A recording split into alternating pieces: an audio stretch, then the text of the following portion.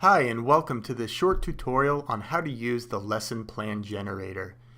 The Lesson Plan Generator, or LPG, was created by the Language Acquisition Resource Center, or LARC, at San Diego State University.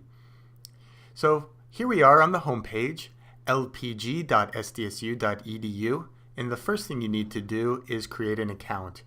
You can't do anything in the LPG without an account. So you'll sign up as a teacher or as a student. I'm going to sign up as a teacher. And you'll need to complete this form, including your full name, email address, city and state, languages, professional affiliations. All of these things you will complete. And then when you're finished, you'll select Create a New Account, and the system will send you an email, a confirmation email. It will give you a link that you need to select, and then you're going to create your password. So don't forget to write down your username or password, or just memorize it, and then you'll be able to log in. So I'm going to go back to the home page, and I'm going to log in right now.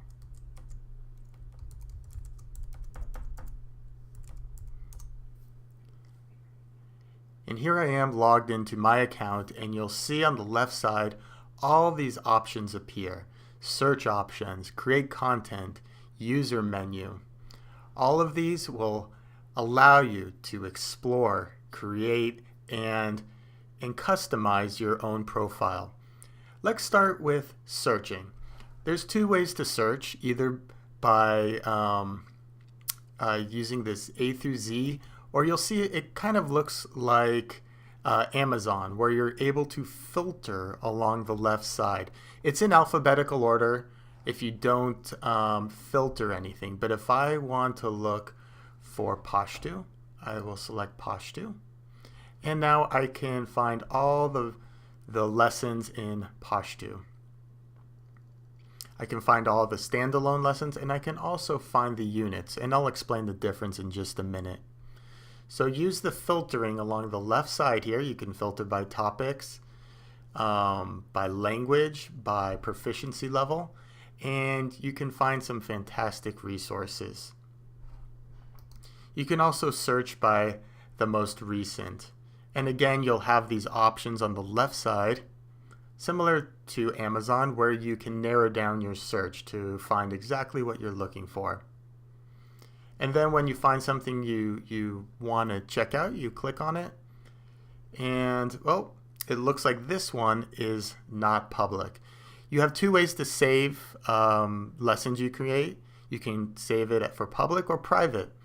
If it's saved privately, then it's not, all the information's not available to the public. But I have this option to send the author a message if perhaps they can send it to me privately.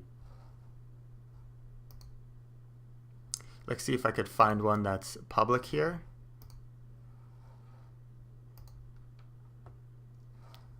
Looks like a lot of these are private, perhaps because people are working on them. But once they are finished, many people have published them publicly.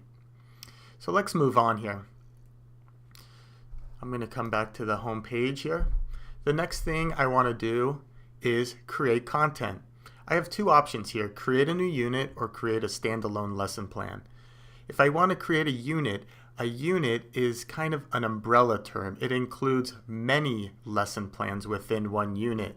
A unit can last a full semester or maybe a month.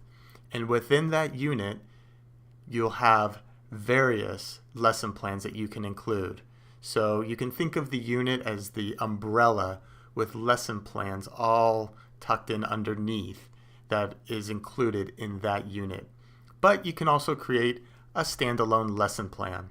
And a standalone lesson plan is not connected to a unit, and you can create your lesson plan on its own and not feel obliged to include all this information also for a unit. Let's take a look at create a standalone lesson plan. You'll see this is what you will use. This is what will guide you to create your lesson plan.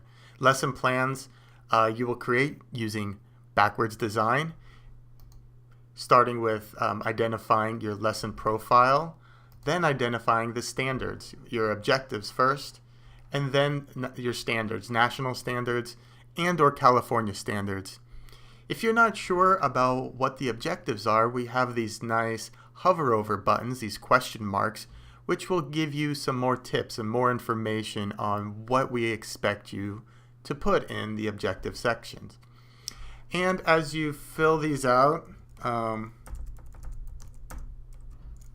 you'll see on the right side here, the percentages will go up until you get to 100, indicating when you have completed these sections. Not all of them need to be 100%, but most of them should be. So you'll go through each of these sections, top to bottom, lesson profile, objective standards, performance assessment, and you'll keep going down. We have a section here for you to add online resources. If you're going to use an online article, a video, you can put that here. If you have a file attachment, perhaps a PowerPoint or a document, you can put that here. You can upload it. And finally, if you have images that you want to use, you can see the file types, PNG or JPEG. You can add those here. And then when you're finished, you have a couple of options here: save and publish, save as draft, and cancel. We recommend being part of the teacher community. When you're finished with your lesson plan, that you save and publish. This will allow you to share your lesson plan with other instructors. It will become part of the search engine. It will become part of a large list of fantastic lesson plans that you create that other teachers can use to inspire them, that they can use in their own classrooms perhaps. So that's the create a new lesson plan and standalone lesson plan, or create a new unit, excuse me. Finally, you can search my units. I don't have any. My units and lesson plans, my standalone lesson plans. You can go to my account to adjust your profile. You can check out your inbox if you're saving them as drafts and somebody maybe wants to see more or use one of your lesson plans. They'll send you a message through there. And finally, log out. Well, this concludes our short presentation and exploration of the Lesson Plan Generator, or LPG. If you have any questions, please feel free to contact LARC. One email you can use is larc.events@gmail.com, and your question will be answered as soon as possible. Thank you.